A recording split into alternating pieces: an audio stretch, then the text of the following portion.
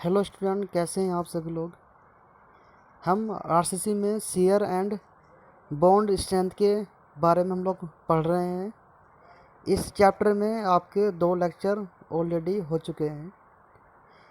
जो पहला और दूसरा लेक्चर है उसमें हम लोग पढ़ चुके हैं कि शियर फोर्स क्या है, शियर स्ट्रेस क्या है, शियर फोर्स की वजह से हमारे आरसीसी में कौन कौन सी प्रॉब्लम हो सकती है और उनकी वजह से क्या क्या समस्याओं का हमको सामना करना पड़ सकता है और इसको दूर करने के लिए हमको उसमें क्या क्या प्रोवाइड करना पड़ेगा जिससे शियर की प्रॉब्लम दूर हो जाए।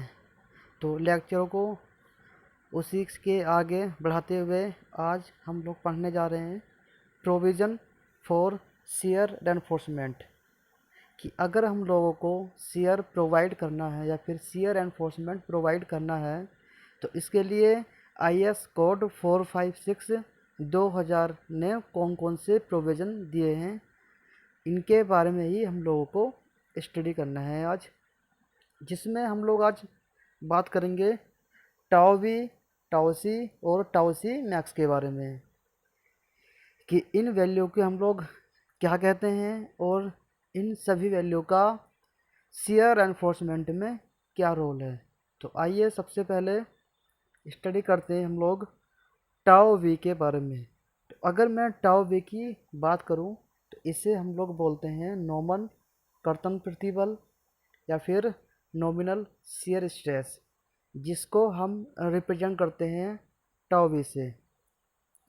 इसको समझने के लिए मेरे पास कोई एक बीम का क्रॉस सेक्शन है जिसमें टेंशन जोन में 3 स्टील बार पड़ी हुई हैं जिनके सेंटर से इफ़ेक्टिव डेप्थ है स्मॉल डी। तो अगर इस बीम के लिए मैं इसके शियर डायग्राम की बात करूं तो जो इसका शियर डायग्राम होता है वो 2 पार्ट में होता है डिवाइड। न्यूट्रल एक्सिस से ऊपर रेक्टेंगुलर नहीं सॉरी पैराबोलिक और न्यूट्रल एक्सिस से नीचे टेंसाइल जोन में जो मेरा शियर डायग्राम होता है वो हमारा होता है रेक्टेंगुलर। अब इसमें प्रॉब्लम ये आती है कि शियर को प्रोवाइड करते समय या फिर शियर की स्टडी करते समय कि इसमें से हम लोगों को एज्यूम करना कौन सा है, पैराबोलिक या फिर रेक्टेंगुलर। लेकिन जो हमारा IS कोड है 456 2000 वो ना तो पैराबोलिक को लेता है और ना ही आपके वो रेक्टेंगुलर को लेता है। वो इसको कुछ इस प्रकार मान लेता है जिसमें इसकी वैल्यू होती है मेरी टाउ वी, और यही टाउ वी हमारा कहलाता है नॉमिनल शियर स्ट्रेस, जिसकी वैल्यू निकालने के लिए हमारा फार्मूला होता है tau V equal to V upon B D. ये फार्मूला हमें IS कोड के अंदर ही पेज नंबर 83 पर मिल जाएगा। अगर इस फार्मूले में V की बात करूं तो V हमारा यहाँ पर है शियर फोर्स, B है बीम का विड्थ वगैरह और D बीम की हो गई है इफेक्टिव डेप्थ। आगे हम लोग अब बात करने वाले हैं RCC कंक्रीट की कर्तन सामर्थ्य या फिर जिसे हम लोग बोलते हैं टाउ सी या फिर शियर स्ट्रेंथ ऑफ कंक्रीट, क्योंकि कंक्रीट की भी कुछ अपनी शियर स्ट्रेस होती है और इसी को ही हम लोगों ने यहाँ पर नाम दिया है टाउ सी का। जो बेसिकली जो टाउ सी होती है वो हमारी डिपेंड करती है area of steel in tensile zone. तो इसके लिए समझना हमको ये पड़ेगा कि अगर जो मेरा एरिया ऑफ स्टील है अगर उसकी परसेंटेज बढ़ेगी तो साथ में कंक्रीट की शियर स्ट्रेस भी इंक्रीज होती है। इसके अलावा इसके लिए एक कंडीशन और हो सकती है कि अगर कंक्रीट की सामर्थ्य स्ट्रेस अगर बढ़ेगी तो साथ में उसकी शियर स्ट्रेस भी बढ़ेगी। तो अगर हमको टाउ से निकालना है तो टाउ से निकालने के लिए जो हमारा फॉर्मूला होता है वो P equal to AST upon BD into 100। जब मेरे पास स्मॉल p की वैल्यू आ जाएगी तो इसी p यहाँ p की वैल्यू को ध्यान में रखते हुए और साथ में कंक्रीट की ग्रेड को ध्यान में रखते हुए टेबल नंबर 23 IS कोड में पेज नंबर 84 से ही हमको टाउ सी की वैल्यू मिल जाती है। अब ये टेबल हमारी कैसे होती है और इसमें से हम लोग वैल्यू कैसे चूज़ करते हैं, ठीक है, इसको हम लोग देखते हैं IS कोड के अंदर। ये हमारी टेबल नंबर 23 है टाउ सी के लिए, जो आपको मिल जाएगी IS कोड में पेज नंबर 84 पर। मैं पहले ही बोल चुका हूँ कि सबसे पहले हमको स्मॉल p की वैल्यू निकालनी होती है, जिसका फॉर्मूला मेरा होता है AST/BD × 100। जब ये वैल्यू आपको यहाँ पर मिल जाती है तो इन वैल्यू को ही देखते हुए अब हमको देखना होता है कि मेरे पास कंक्रीट की कौन कौन सी ग्रेड गिवन है, और इन्हीं कंक्रीट के ग्रेड के आधार पर हम टाउ सी की वैल्यू को ज्ञात कर लेते हैं, जो हमारे लिए मददगार होती है शियर एनफोर्समेंट को प्रोवाइड करने में। अब स्टार्टिंग करते हैं टाउ सी मैक्स के बारे में। देखो, टाउ सी मैक्स के बाद अब जो मेरा नेक्स्ट प्रतिबल आता है वो हमारा यहाँ पर होता है अधिकतम अनुज्ञेय कर्तन प्रतिबल, जिसको हम लोग रिप्रेजेंट करते हैं टाउ सी मैक्स की वजह मैक्स से। जो हमारा टाउ सी मैक्स होता है वो किसी भी कंक्रीट की मैक्सिमम शियर स्ट्रेस होती है, जिसको हमको निकालना होता है शियर रेनफोर्समेंट को डिजाइन करते समय। तो अगर मैं टाउ सी मैक्स की बात करूं तो ये वैल्यू मेरी डिपेंड करती है ग्रेड ऑफ कंक्रीट। जब तक मेरे पास कंक्रीट की ग्रेड अवेलेबल नहीं होगी तो टाउ सी मैक्स की वैल्यू भी हमको नहीं मिल पाएगी। जब अगर मेरे पास कंक्रीट की ग्रेड अवेलेबल है या फिर मेरे पास पहले से ही मौजूद है, तो इस कंक्रीट की ग्रेड के आधार पर ही हम लोग IS कोड में पेज नंबर 85 पर टेबल नंबर 24 से टाउ सी मैक्स की वैल्यू ज्ञात कर लेते हैं। इसके अलावा टाउ सी मैक्स को निकालने के लिए एक फार्मूला भी होता है जिसका हम लोग इस्तेमाल करते हैं। अगर मैं इस फार्मूले की बात करूं तो ये हमारा होता है टाउ सी मैक्स = 0.62 √FCK। अब हम बात करते हैं कि टेबल 24 में टाउ सी मैक्स की वैल्यू हमें कैसे मिलती है, जिसके लिए हम देखते हैं IS कोड में पेज नंबर 85 पर। कुछ इस प्रकार की टेबल होती है 24 टाउ सी मैक्स से निकालने के लिए। इसमें क्या होता है कि अगर मेरे पास ग्रेड M15 है तो इसके लिए 1.6 हो जाएगा टाउ सी मैक्स की वैल्यू। अगर M20 ग्रेड है कंक्रीट की तो इसके लिए 1.8 टाउ सी मैक्स हो जाएगा हमारा। अगर M25 है तो इसी के लिए 1.9, और इस प्रकार जो है हम M30, M35 और M40 के लिए भी हम जो है टाउ सी मैक्स की वैल्यू ज्ञात कर लेते हैं। टाउ बी, टाउ सी और टाउ सी मैक्स की वैल्यू ज्ञात होने के बाद अब हम देखते हैं कि शियर एनफोर्समेंट को हमें डिज़ाइन किस प्रकार करना है। हमको कैसे पता चलेगा कि इस बीम के लिए शियर एनफोर्समेंट हमको प्रोवाइड करना है या फिर नहीं करना है। तो इसके लिए मेरे पास 2 केस होते हैं। पहले हम लोग बात करते हैं केस नंबर 1 के लिए।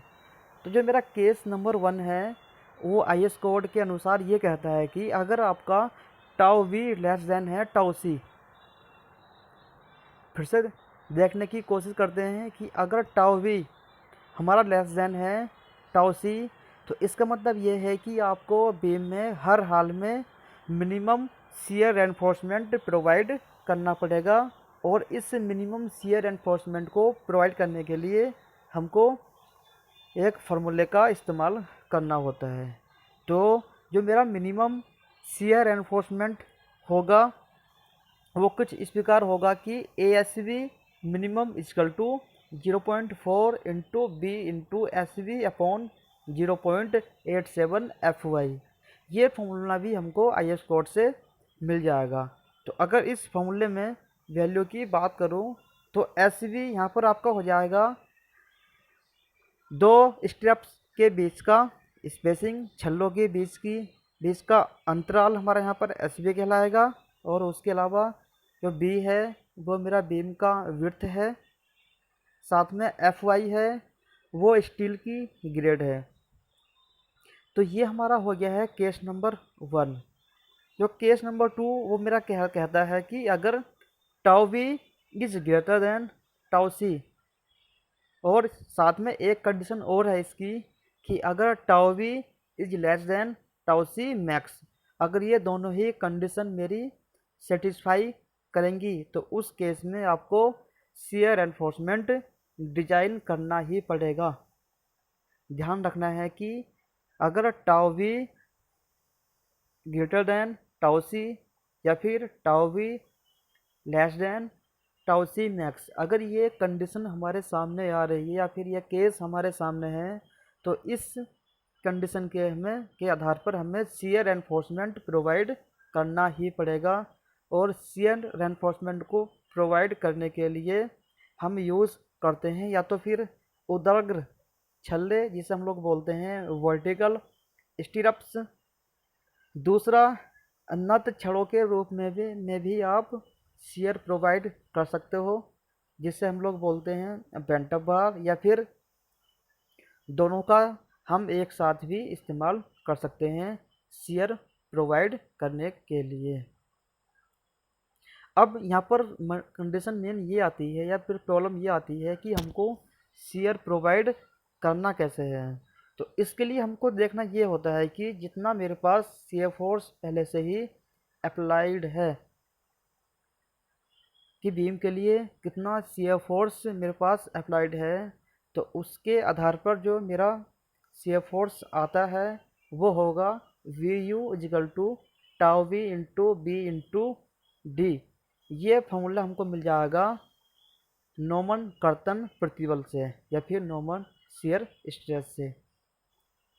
आगे अगर मैं बात करूं, यहाँ पर जो है मेरे पास एक शियर फोर्स और आ गया है जिसका हम यहाँ पर बोलते हैं कंक्रीट के लिए शियर फोर्स वीसी। तो जो ये वाला मेरा शियर फोर्स है ये कंक्रीट के लिए ही लिया जाता है।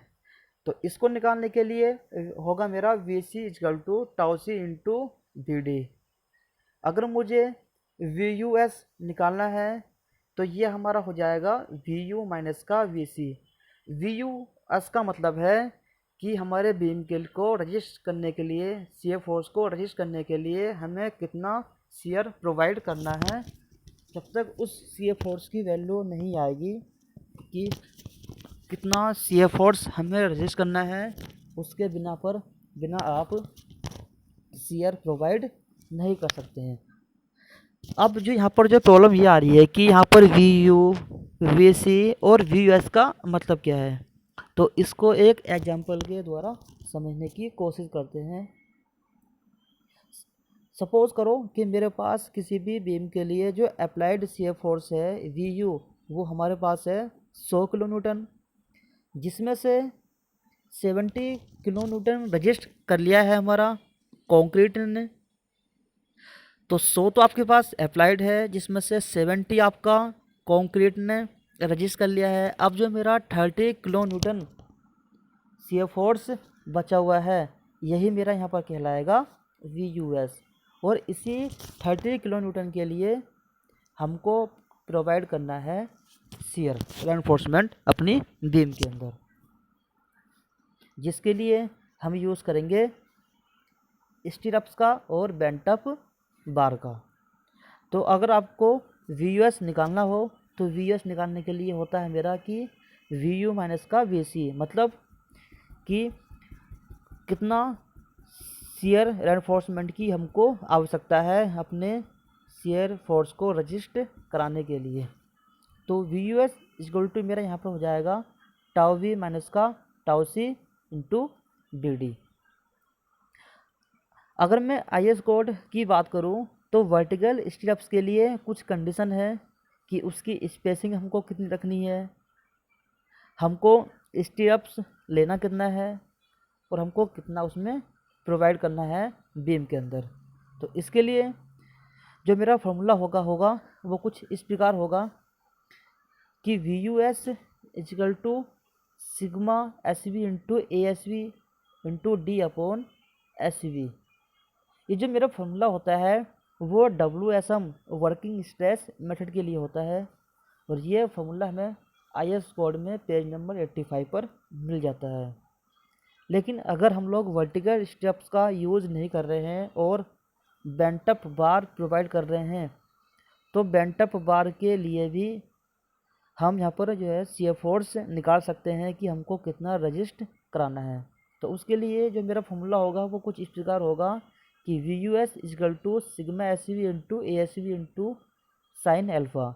शेयर फॉर्मूला भी आपको कोड में पेज नंबर 85 पर मिल जाएगा। अब यहाँ पर कंडीशन ये आ रही है कि मुझे अगर वर्टिकल स्टेप्स या फिर बेंटअप बार अगर प्रोवाइड करना भी है, तो इन दोनों ही केस में जो मेरी मैक्सिमम स्पेसिंग है दो छल्लों के बीच की वो हमको कितनी रखनी है IS कोड के अनुसार। अब स्टेप्स होते क्या हैं, कितने प्रकार के होते हैं कि 1 लेग कैसा होगा, 2 लेग कैसा होगा, 4 लेग कैसा होगा, कैसे हमको प्रोवाइड करना है, इनका व्यास क्या होगा, दो छल्लों के बीच की स्पेसिंग SB क्या होती है, ये मैं आपको इससे पहले वाले लेक्चर नंबर 2 में बता चुका हूँ। तो IS कोड के अनुसार जो मेरा मैक्सिमम स्पेसिंग होती है वर्टिकल स्टेप्स के लिए वो आपको यहाँ पर देखनी होती है। उसके लिए यहाँ पर आपको निकालना होता है 0.75D और इसके साथ में 300 mm। इन दोनों वैल्यू में से जो सबसे कम आएगी वही मेरी यहाँ पर मैक्सिमम स्पेसिंग हो जाती है।